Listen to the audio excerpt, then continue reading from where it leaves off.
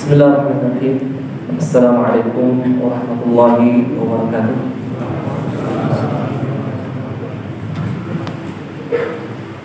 Innal hamdalillah nahmaduhu wa nasta'inuhu wa nastaghfiruhu wa natubu ilayh wa na'udzu billahi min shururi anfusina wa min sayyiati a'malina. Man yahdihillahu fala mudilla lahu wa man yudlil fala hadiya lahu. Asyhadu an la ilaha illallah wahdahu la syarika lahu wa asyhadu anna Muhammadan abduhu wa rasuluh. Salawatullahi wa salamuhu alaihi wa ala alihi wa ashabihi ajma'in wa ala man sara ala nahjihi wa istana bi sunnatihi ila yaumil din. Amma ba'd. Allahumma 'allimna ma yanfa'una wanfa'na bima 'allamtana wa zidna ilman nafi'an wa amalan shalihan mutaqabbalan. Hadirin dan hadirat, ikhwan dan akhwat jamaah salat maghrib dan salat isya yang dirahmati dan dimuliakan oleh Allah Subhanahu wa taala. Di malam hari ini kita akan melanjutkan kajian kita dalam kitab Sahih Al-Adab Al-Islamiyah, adab-adab yang Islami yang bersumber dari Rasulullah Sallallahu Alaihi Wasallam yang diajarkan oleh beliau kepada sahabat-sahabatnya, kepada umatnya, kepada kita semua.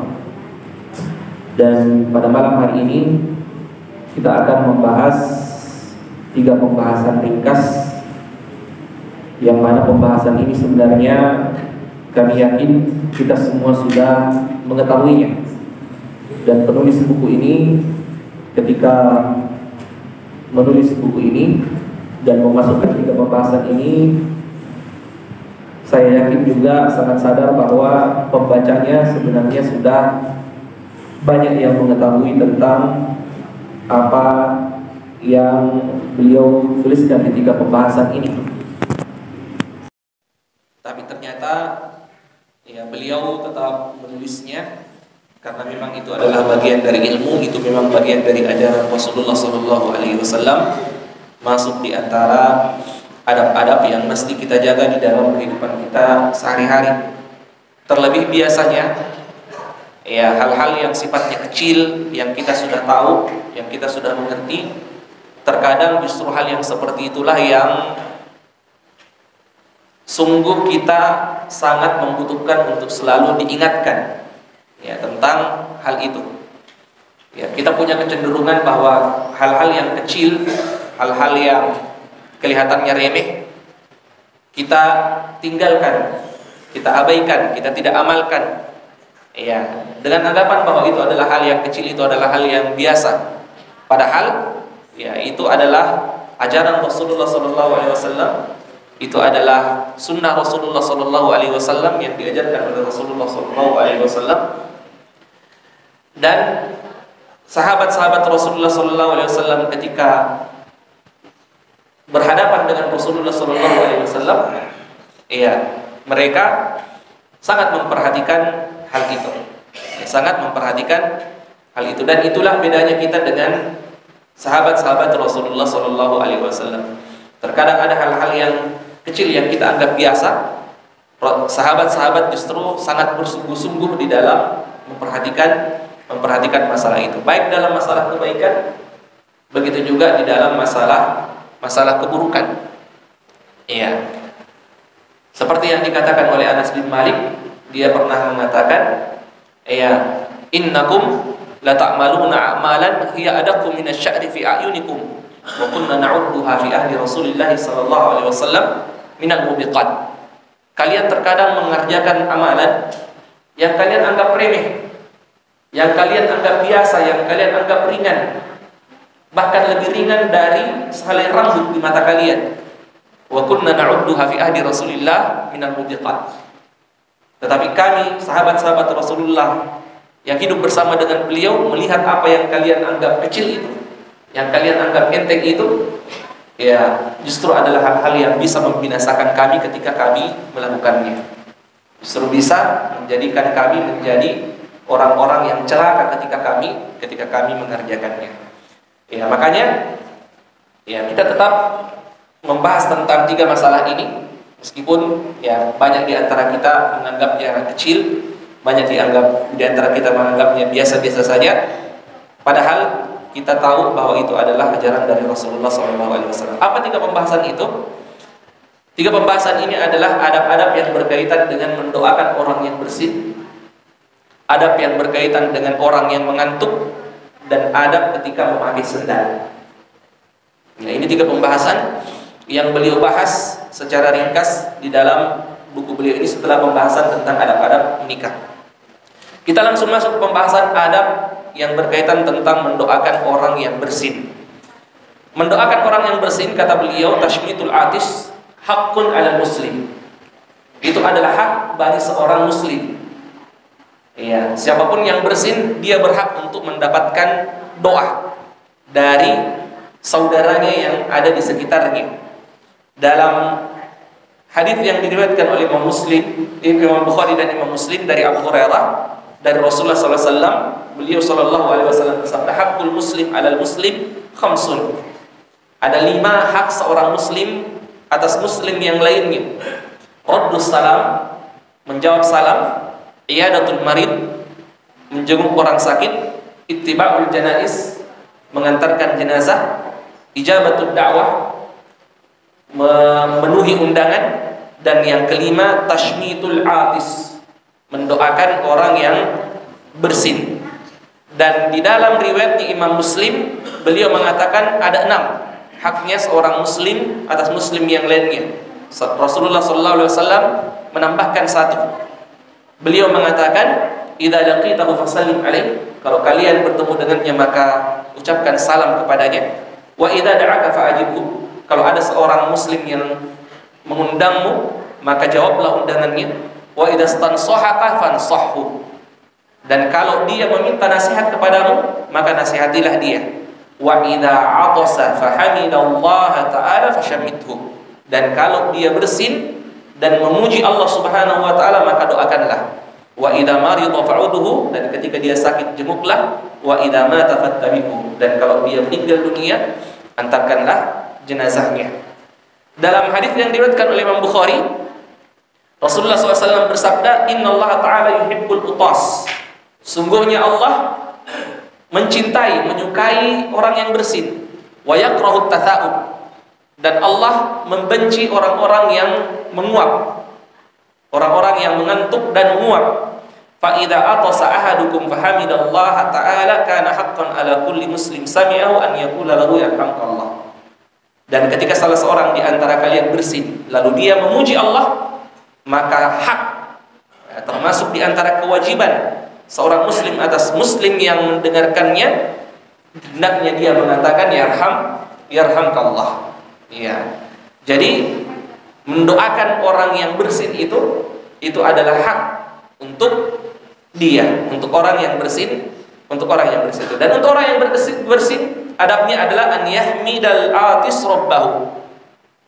Dia hendaknya memuji Allah Subhanahu wa taala. Rasulullah bersabda, idza atasa ahadukum falyaqul alhamdulillah. Ya.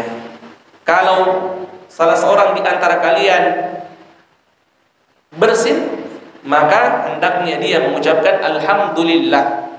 Hendaklah dia memuji Allah Subhanahu wa taala. Dan tidak mengapa dia mengatakan alhamdulillahi ala kulli hal. Ya, ini adab yang ketiga. Yajuzu an yaqul al-atis alhamdulillahi ala kulli hal. Ya, segala puji bagi Allah Subhanahu wa taala di dalam setiap keadaannya, dalam setiap keadaan. Iya. Rasulullah bersabda, idza atasa ahadukum falyaqul alhamdulillahi ala kulli hal. Kalau salah seorang di antara kalian bersin, hendaknya dia mengatakan alhamdulillah ala kulli hal. Jadi boleh alhamdulillah, boleh alhamdulillahi ala kulli hal. Kemudian adab yang keempat, la yushammit man lam yahmadillah. Tidak didoakan orang yang bersin ketika dia tidak mengucapkan alhamdulillah. Ya, kita tidak doakan. Ya, kita tidak doakan.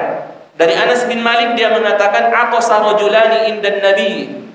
Ada dua orang yang bersin di hadapan Rasulullah sallallahu alaihi wasallam.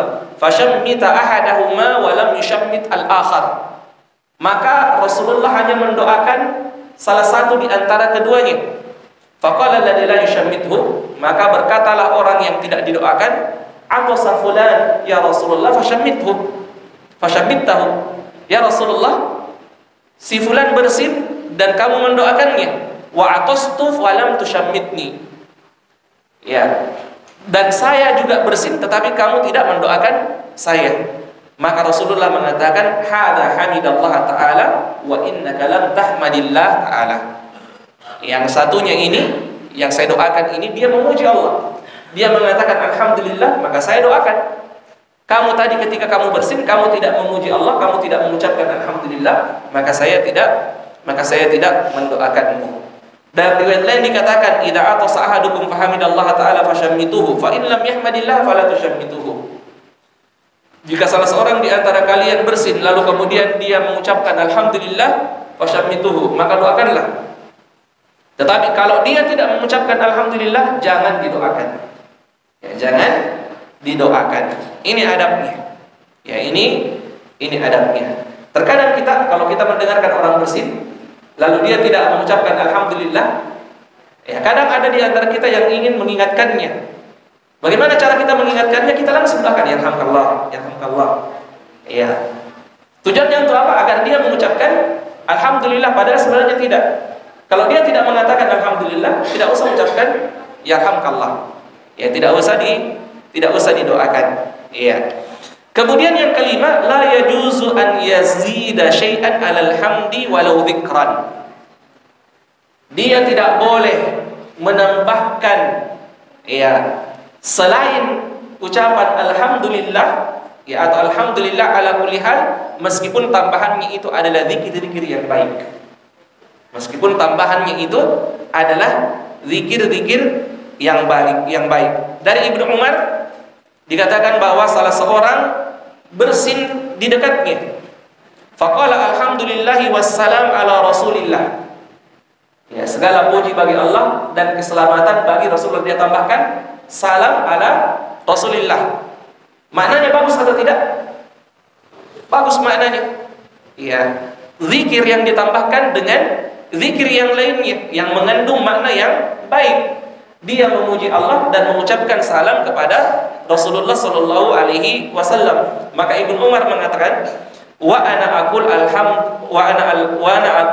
alhamdulillah wassalamu ala Rasulillah, laisa hakada allamana Rasulullah. Allamana an naqul alhamdulillah ala kulli hal. Ya. Ibnu Umar mengatakan, Ibnu Umar ini anaknya Umar bin Khattab. Ya, salah seorang ulamanya sahabat.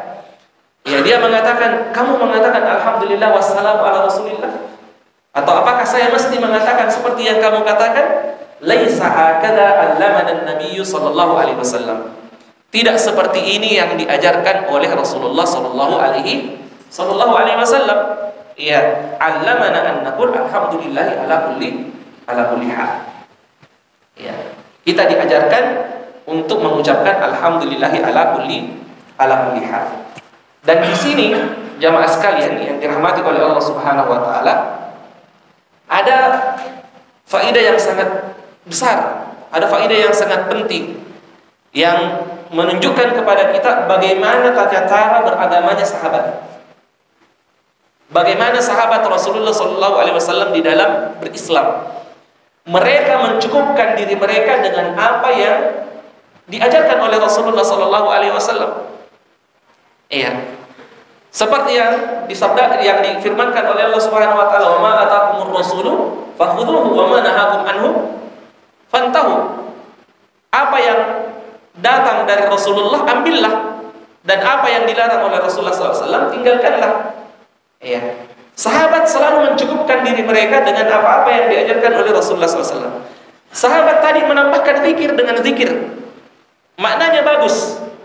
Ya, tetapi Ibnu Umar mengingkarinya dan mengatakan, ya bukan seperti itu yang diajarkan oleh Rasulullah SAW. Yang diajarkan adalah alhamdulillah ala kulli hal.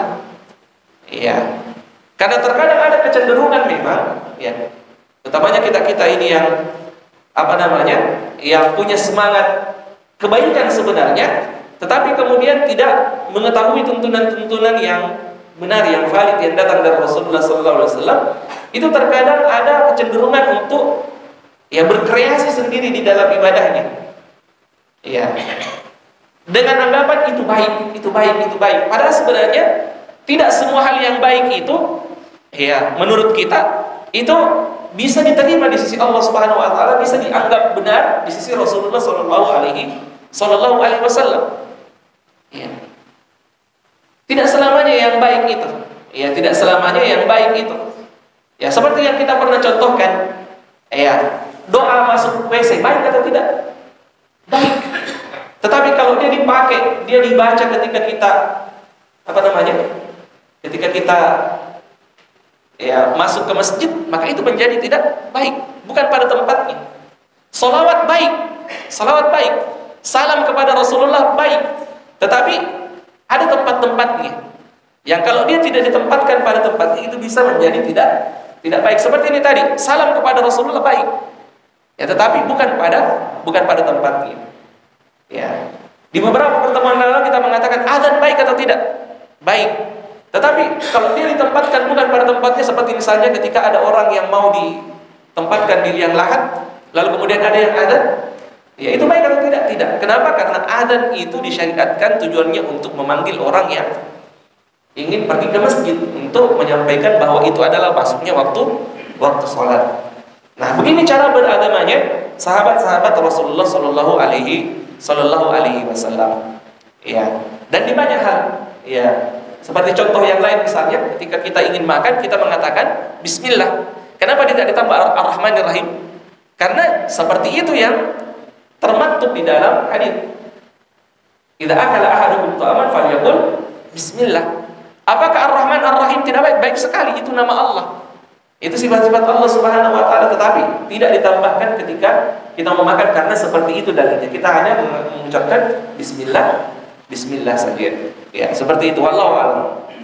Jadi ini yang adab yang kelima yang diajarkan oleh beliau, yang disampaikan oleh beliau. Kemudian yang keenam, yustahabbu likulli man sami'ahu an yaqula lahu yarhamkallah aw yarhamukumullah aw rahimakumullah, wa yustahabbu lil atis ba'da dzalika an yaqula yahdiyakumullah wa yuslih balakum aw yaghfirullah lana wa lakum.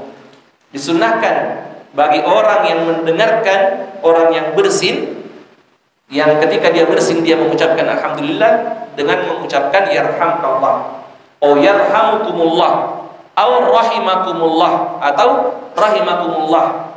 Dan bagi orang yang didoakan dengan doa-doa tadi itu, dia disunnahkan untuk kembali membalas yahdikumullah wa yuslih balakum atau yaghfirullahu lana wa lakum.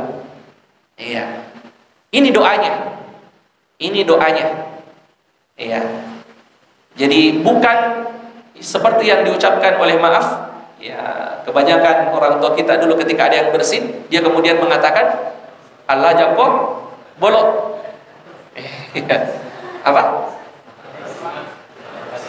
Apa doanya? Sebenarnya bagus, didoakan kesembuhan. Didoakan kesembuhan.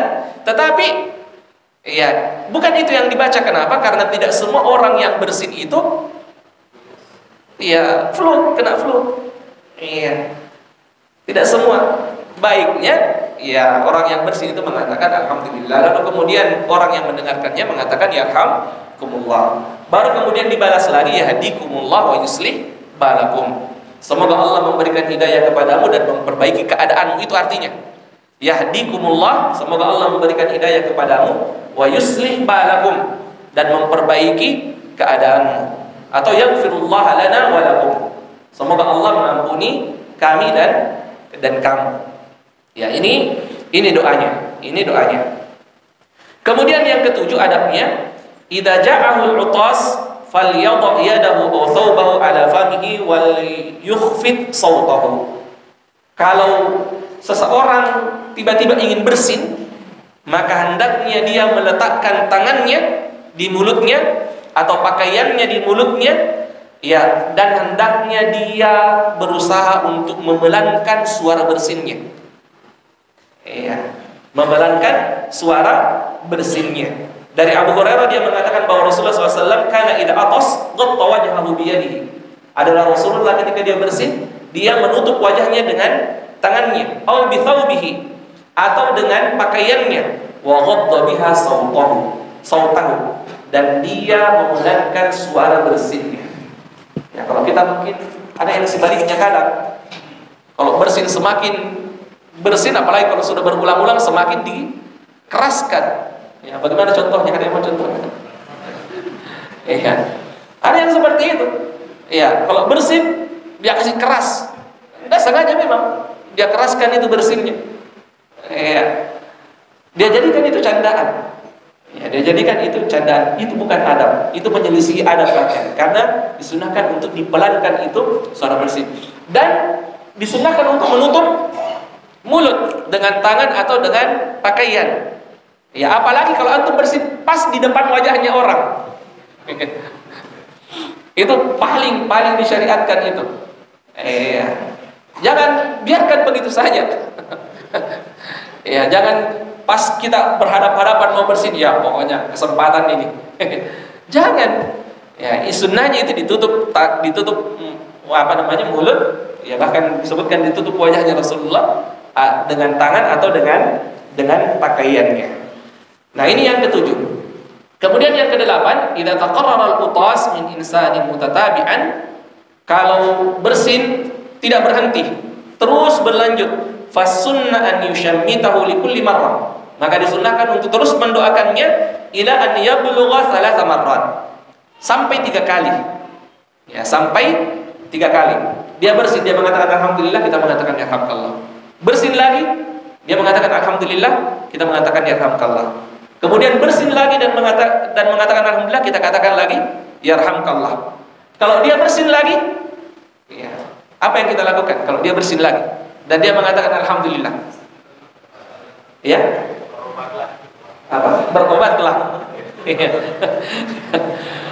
Dari Salamah bin Al-Aqwa, ya, dia mengatakan bahwa saya mendengarkan Rasulullah, ya, saya mendengarkan salah seorang di antara orang yang dekat dengan Rasulullah SAW bersin di dekatnya.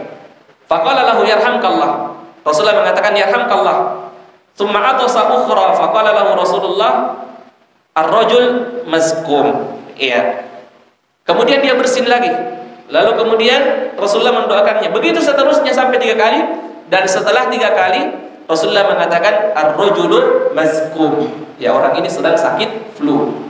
Ya, orang ini sedang sakit flu. Nah, kalau sudah 3 kali sudah kita doakan, baru kemudian 4 kali, tidak apa-apa tadi dipakai itu. Al-hajaqubulu. Ya, didoakan. Maksudnya syafakallah. Itu maksudnya itu doanya orang tua kita. Ya, itu maksudnya. Kita mengatakan ya semoga Allah Subhanahu wa taala menyembuhkan. Rasulullah mengatakan kepada orang yang bersin lebih dari 3 kali, yarhamkallah, hadza rajulun mazkumun. Orang ini adalah orang yang terkena penyakit flu. Ya.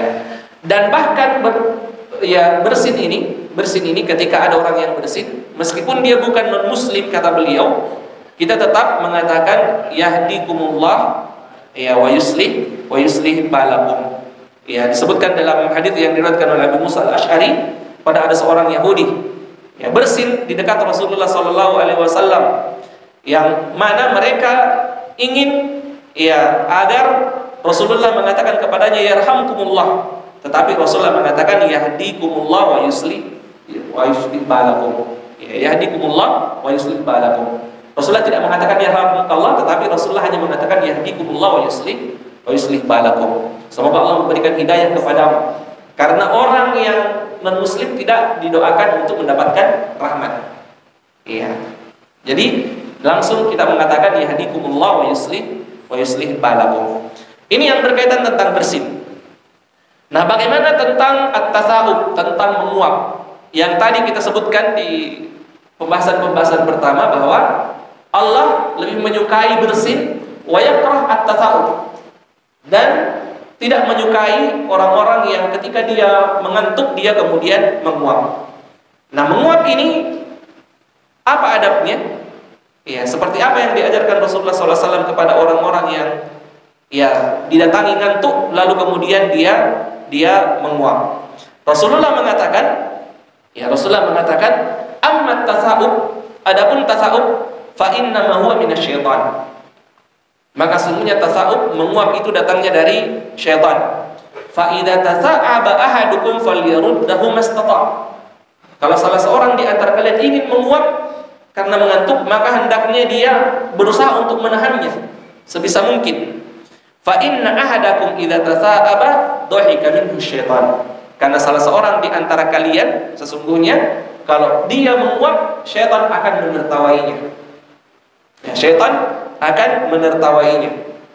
Ya, di sini juga dalil kabar yang datang dari Rasulullah bahwa syaitan juga itu bisa tertawa. Ini adalah perkara gaib yang mesti kita imani bahwa syaitan itu juga ternyata tertawa.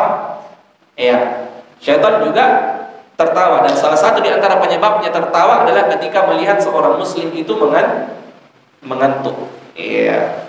Mungkin ada di antara kita ini yang sering diketawai sama syaitan. Iya. Sebagaimana bersin, menguap juga disunnahkan untuk meletakkan tangan di mulut. Iya. Meletakkan tangan di mulut. Idza tata'aba ahadukum falyumsik biyadihi ala famihi. Rasulullah mengatakan dalam hadis yang diriwayatkan oleh Abu Sa'id Al-Khudri, kalau salah seorang di antara kalian menguap, maka hendaknya dia meletakkan tangannya ke mulutnya. Fa inna syaitana yadkhul. Ya, karena sesungguhnya syaitan bisa masuk. Ya, ini kabar yang kedua.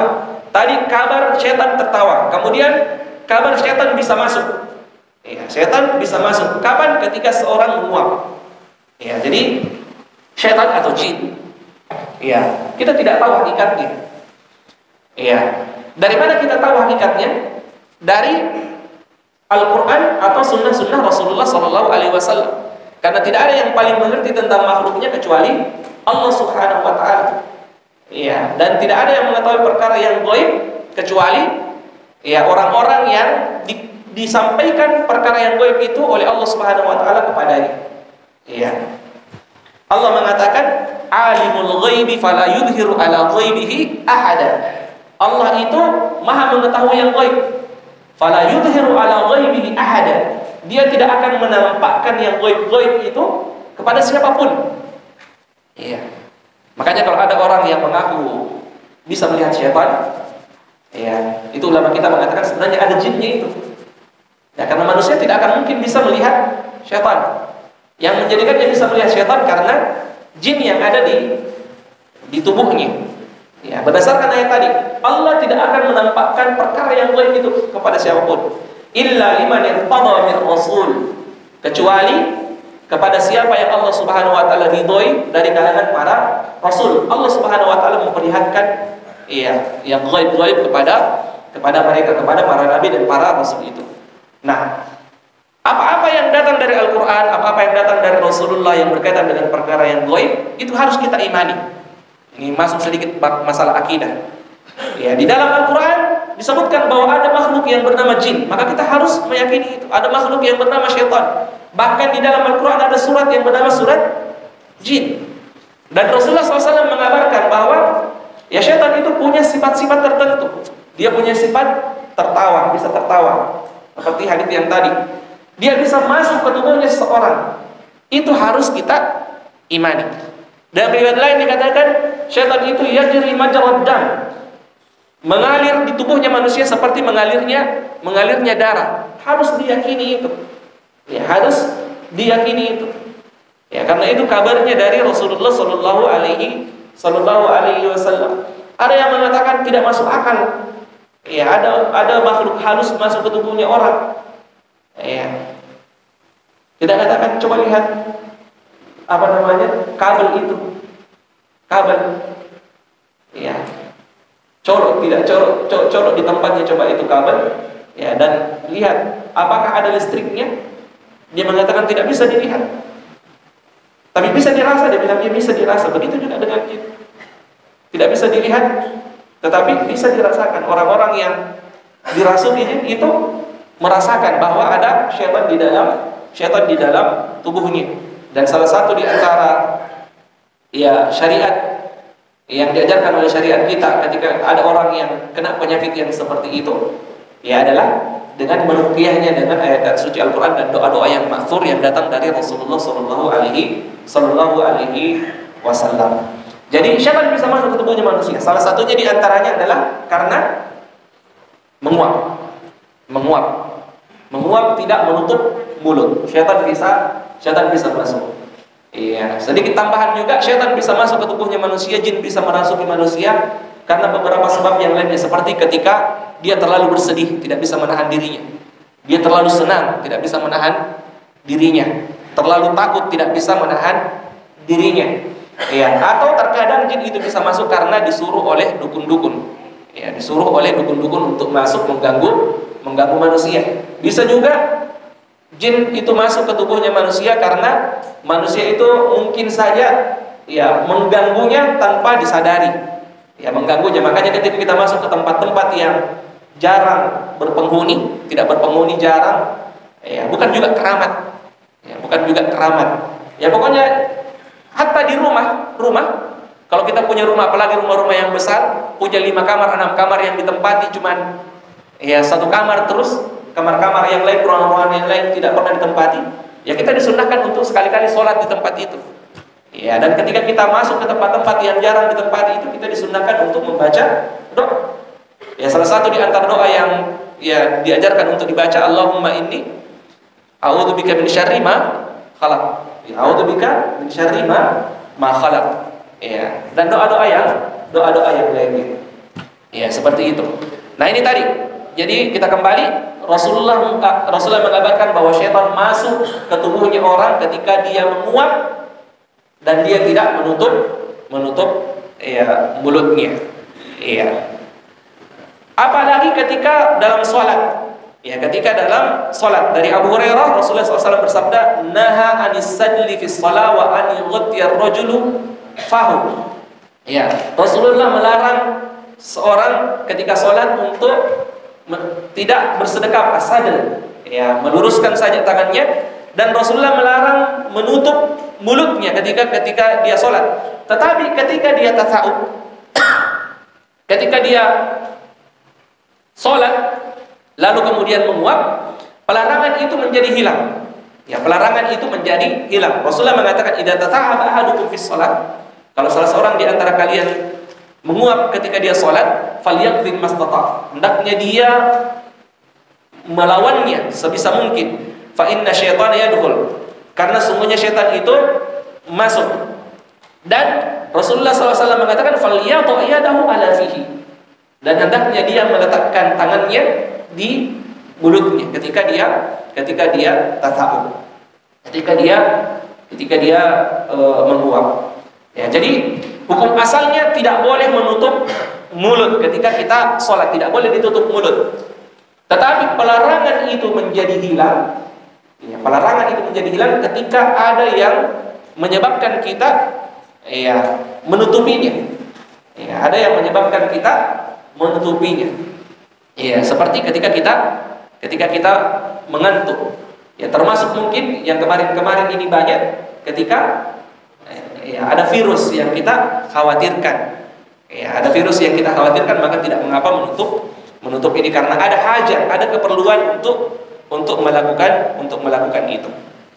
Kemudian yang terakhir, ada murafis shaut bit tasawuf.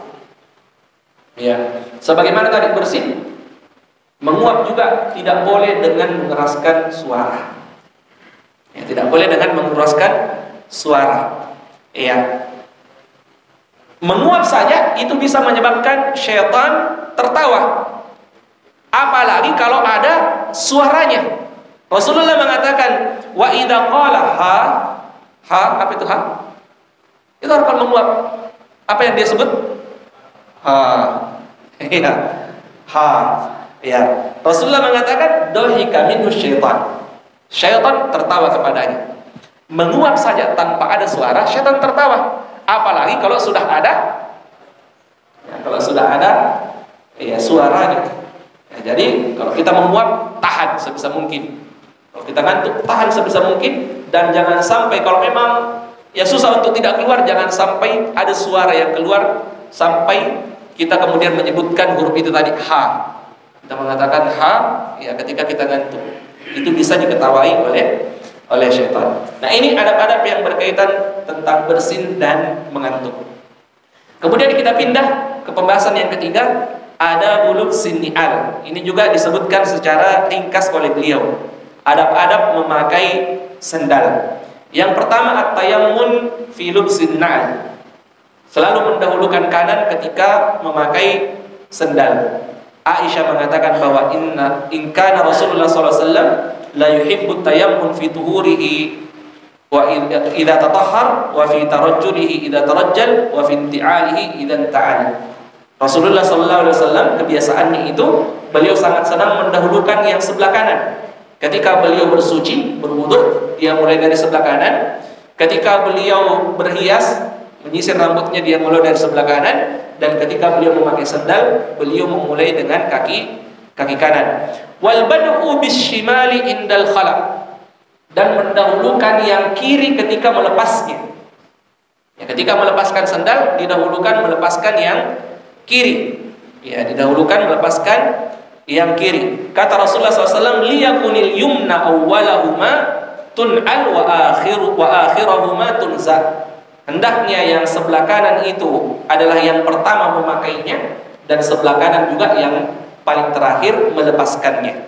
Ya, itu berarti dimulai dengan kaki kiri ketika kita melepaskannya. Kemudian yang ketiga adabnya, an yalbasan na'al wa huwa jalis. Ya, adabnya sebenarnya memakai sandal dalam keadaan duduk, terutama sandal-sandal yang sulit atau alas-alas kaki yang sulit dipakai. Seperti misalnya kalau kita tidak memakai sandal, kita memakai khuf, kita memakai sepatu, maka Rasulullah SAW mengajarkan agar sebaiknya duduk. Kemudian yang keempat, adabul masy'i fi na'lin wahid atau fi na'lin wahidah. Tidak berjalan dengan satu sandal. Tidak berjalan dengan satu sandal. La yamshi ahadukum fi na'lin wahidah. Jangan ada di antara kalian yang memakai sandal sebelah. Ya, sandal aswali. Kata Rasulullah SAW, liyuhfihima jami'an aw liyun'ilhuma jami'an. Hendaknya dia memakai keduanya, ya, atau kalau tidak ada keduanya, cuma satu yang ada, ya, yang sebelahnya hilang entah kemana, maka hendaknya dia melepaskan keduanya. Ya, dia melepaskan keduanya. Yang kelima, tidak dipakai berjalan di sekitar kuburan. Ini sudah pernah kita bahas. Kita langsung lompati. Yang terakhir pembahasannya, yustahabbu an yamshi ar-rajul hafiyan ahyanan. Disunnahkan sekali-kali ketika kita berjalan, kita bertelanjang kaki, tidak memakai sandal. Ya, disunnahkan kita bertelanjang kaki dan tidak menggunakan sandal sekali-kali. Iya, pernah ada seorang sahabat yang mendatangi Fudalah bin Ubaid. Iya, ketika beliau berada di Mesir. Iya, beliau kemudian mengatakan, orang itu kemudian mengatakan kepada Fudalah, inni lam atika zairan. Saya tidak datang kepadamu untuk ziarah. Wa inna ma ataituka li haditsin. Tetapi saya datang untuk menyampaikan hadis balaghani an Rasulillah. Ya, yang telah sampai kepadaku dari Rasulullah sallallahu alaihi wasallam. Rajautu an yakuna indaka min ilm. Saya berharap agar kamu mengetahui hadis ini, kamu mengilmui hadis ini. Ternyata ketika dia datang, orang ini datang, ya, Fudalah bin Ubaid melihatnya tidak memakai sandal. Ya, tidak memakai sandal. Maka dia mengatakan, mali araka hafiyan. Kenapa saya melihatmu tidak memakai sandal? Dia mengatakan, inna Rasulullah, sesungguhnya Rasulullah sallallahu alaihi wasallam amarna an nahtafiya ahyanan. Ya, memerintahkan kepada kami untuk sesekali tidak memakai sandal, untuk sesekali bertelanjang kaki, tidak memakai sandal. Nah, ini adab-adab ikhlas sekalian yang dirahmati oleh Allah Subhanahu wa taala, yang berkaitan dengan bersin, yang berkaitan dengan menguap, dan yang berkaitan dengan memakai sandal. Yang saya yakin kita semua sudah tahu sebenarnya, tetapi ya di dalam ajaran agama kita, seperti yang kita katakan di awal, ini sangat diperhatikan Ini sangat diperhatikan oleh sahabat-sahabat Rasulullah Sallallahu Alaihi Wasallam. Ini menunjukkan bagaimana agama kita itu terjaga. Ya. Kalau yang kecil-kecil saja sampai seperti itu dalil-dalilnya, hadis-hadisnya, sampai seperti itu cara sahabat Rasulullah SAW menceritakan, meriwayatkan, mengabarkan. Ya, setelah Rasulullah meninggal, orang yang datang kemudian dikabarkan bahwa Rasulullah begini. Lalu kemudian sahabat meninggal, datang lagi orang selanjutnya, dikabarkan lagi Rasulullah begini. Yang bersin saja, memakai sendal saja, masuk ke toilet saja, ya hal-hal yang kecil itu semua disampaikan, diceritakan. Maka bagaimana lagi dengan hal-hal yang besar? Ya, agama kita adalah agama yang terjaga.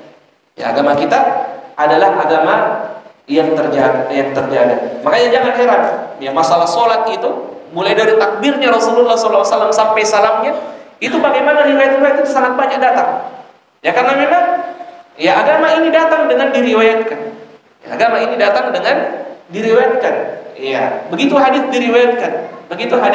diriwayatkan, sifatnya mutawatir, disampaikan dari orang yang melihat Rasulullah yang jumlahnya banyak. Ya, disampaikan kepada orang yang datang setelahnya. Kemudian orang yang datang setelahnya, dan semua yang meriwayatkan ini semuanya dikenal. Tidak ada orang yang tidak diketahui, pasti dikenal. Ulama kita telah berkhidmat, ya, tentang ilmu hadis ini, ilmu meriwayatkan agama ini. Tidak ada satu perawi pun kecuali diketahui. Kalau ada yang tidak diketahui, itu menyebabkan hadis itu menjadi lemah. Itu menyebabkan hadis itu menjadi lemah. Ada namanya kutub ar-rijal, buku-buku rijal, buku-buku perawi-perawi hadis. Iya, perawi-perawi hadis diketahui siapa namanya, kapan dia mati, kapan dia lahir, kapan dia meninggal, di mana gurunya, kapan dia berguru, kapan dia bertemu dengan si fulan, pernahkah dia ke sini atau dia tidak pernah ke sini, apa pekerjaannya, bagaimana hafalannya.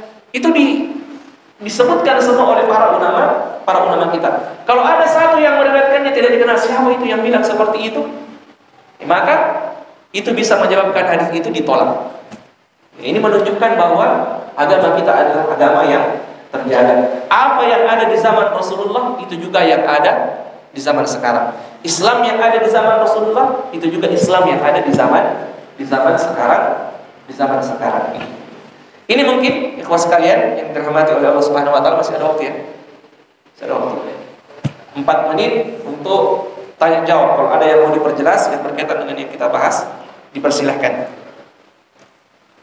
Ada yang mau bertanya? Ya.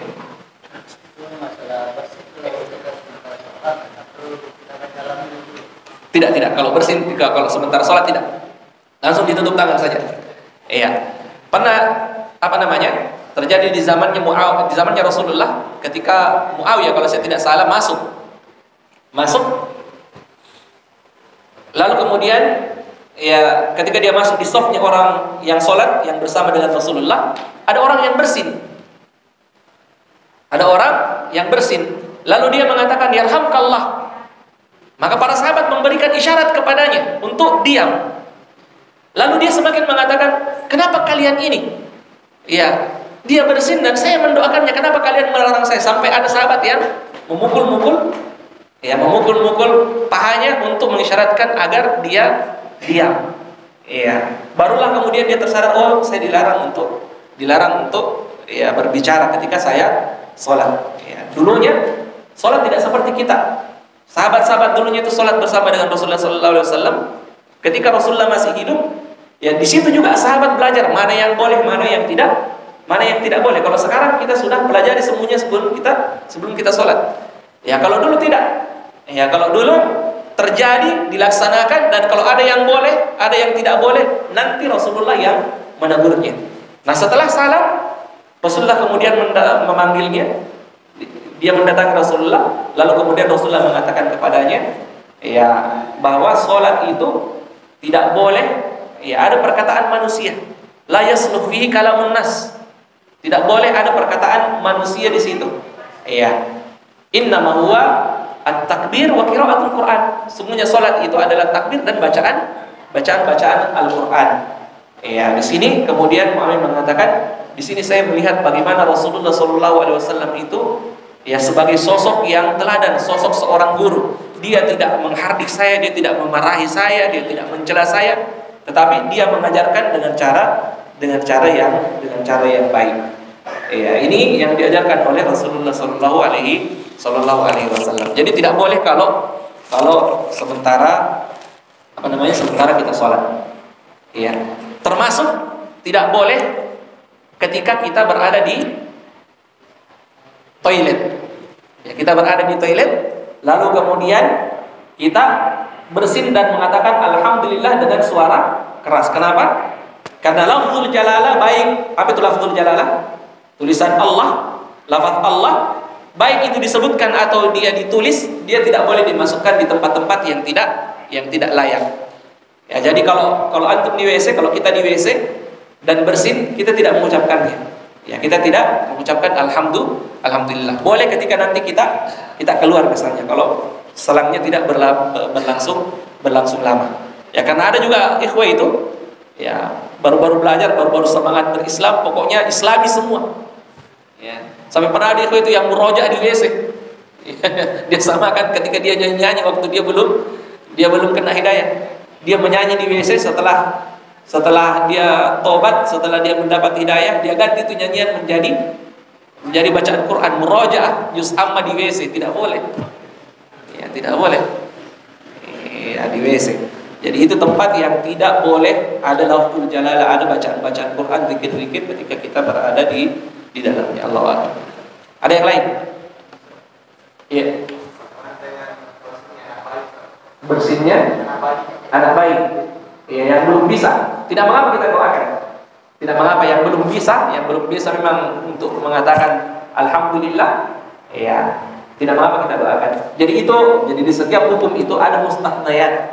Ada pengecualian.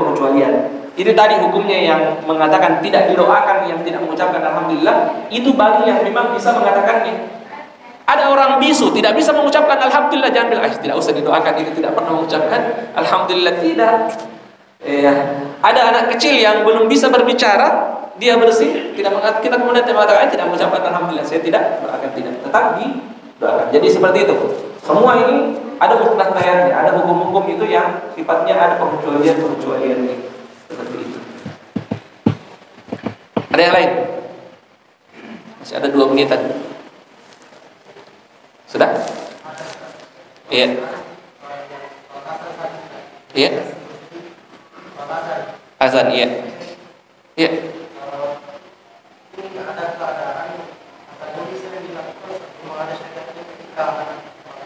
Iya.